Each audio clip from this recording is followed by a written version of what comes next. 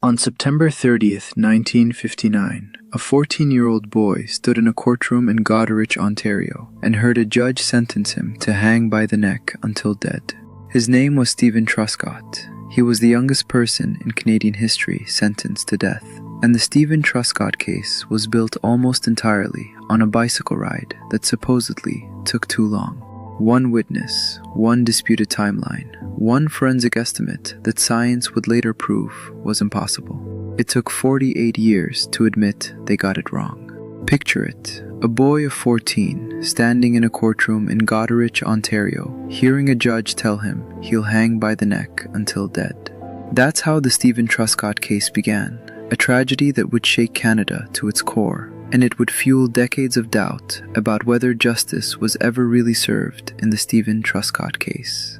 A murdered child in a town full of military families. That kind of pressure, nothing local could withstand it. People wanted an answer, and they wanted it fast. And the answer was standing right in front of them. Within 48 hours, the Ontario Provincial Police had zeroed in on Steven Truscott. On June 12, 3 days after Lynn vanished, they arrested him. He was 14. There's no record he was given a lawyer during those first interrogations. None. Officers examined his body for scratches. They noted sores on his penis, which the prosecution would later call evidence of a violent assault. Steven said it was a skin condition, something he already had, and he never changed his story. He dropped Lynn at the highway and watched her get into a car.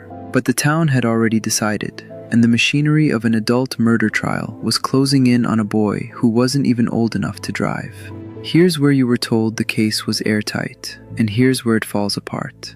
The entire prosecution rested on a window of time, a window so narrow it left room for exactly one guilty person. The Crown argued Lynn never reached the highway at all, that Steven turned off the road, took her into Lawson's bush, and murdered her, all inside about 30 minutes, between when they left the school and when other children saw him back at the bridge.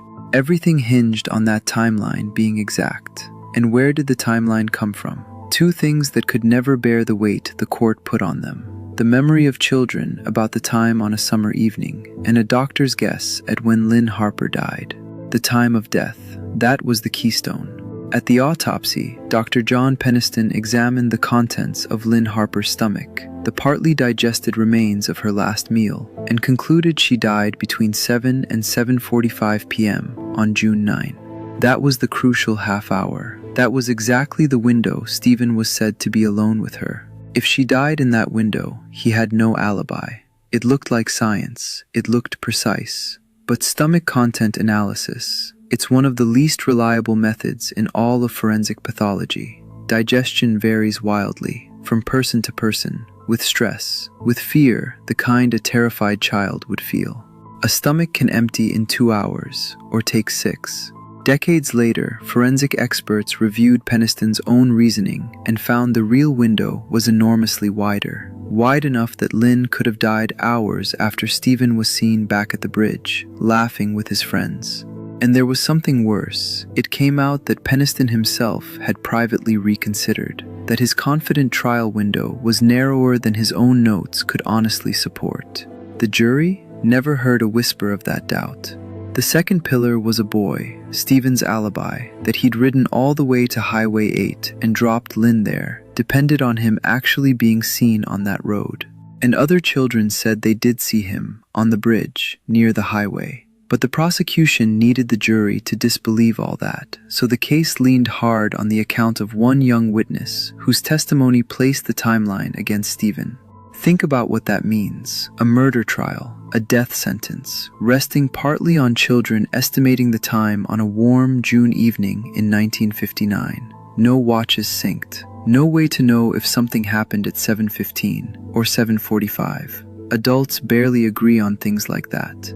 But in that courtroom, a child's memory of the clock became the difference between a boy going home and a boy going to the gallows. The trial began in September 1959 in Goderich, and Steven Truscott was tried as an adult. Not in a juvenile court, in the same system that tried grown men for murder. He was 14. The jury took hours. On September 30th, they came back with a verdict of guilty. with a recommendation for mercy. The judge set that recommendation aside. He sentenced Steven Truscott to be hanged. A 9th grader who 2 weeks earlier had been worried about homework was now scheduled to die on the gallows. The date was set for December. The sentence horrified the country. A 14-year-old on death row was more than even 1959 Canada could stomach. So in January 1960, the federal cabinet stepped in. They commuted the sentence to life in prison. Steven Truscott wasn't going to hang, but he was still a convicted child murderer, and he'd spend the next decade behind bars. Here's the context for how far this went. The only comparable case? Anthony Wayne Jensen, also sentenced to death as a 14-year-old in 1961. But Jensen won a new trial within months and walked free at the retrial, a judge ruling his case should never have been in adult court in the first place. That was the mercy the system was capable of. Steven Truscott didn't get it. His conviction held. He was released on parole in 1969 at 24, and he lived for decades under an assumed name, quietly. A man the record still called a murderer. For nearly 50 years, Steven Truscott lived with it, and then the case was reopened. Investigators finally got to see the file the way it truly was. And what they found wasn't just weak science, it was buried evidence. When the Ontario Court of Appeal reviewed the case, they concluded two devastating things.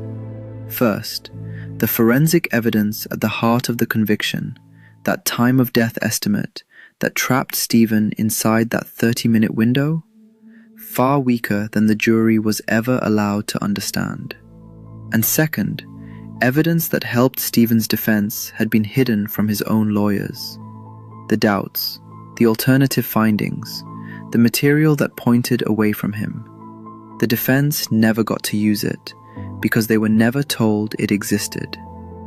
On August 28, 2007, the court declared the conviction a miscarriage of justice and acquitted him. Steven Truscott was 62 years old. He'd been 14 when they took the rest of his life away. Let's be honest about what that 2007 acquittal did and what it didn't. It did not name Lynn Harper's real killer. That question, who took a 12-year-old girl into Lawson's bush and strangled her, has never been answered. And that's the second tragedy hiding inside the first. Because when a town needs closure badly enough to convict the nearest boy in 2 weeks, on a timeline nobody could verify, and science nobody double-checked, the real killer isn't caught. He's protected. The rush to punish Steven Truscott didn't just cost him his childhood and his name. It let whoever murdered Lynn Harper walk away. And the trail went cold, while the whole country was busy watching a 14-year-old wait to hang. In 2008, the Ontario government awarded Steven Truscott $6.5 million in compensation. It can't give back the years. He was 14 when a community decided it already knew what happened and built a timeline to fit. A single witness, a death time estimate the science couldn't support, and a file with the doubts quietly cut out.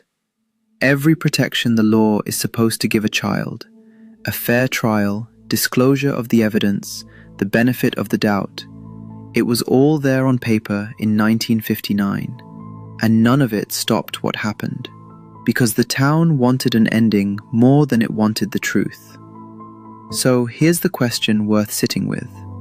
If the certainty that convicted Steven Truscott could be that wrong, how many other airtight cases are just a community's need for closure, wearing the costume of proof? Tell me what you think in the comments. Steven Truscott's name was cleared in 2007, but the case that stole his childhood is still officially unsolved.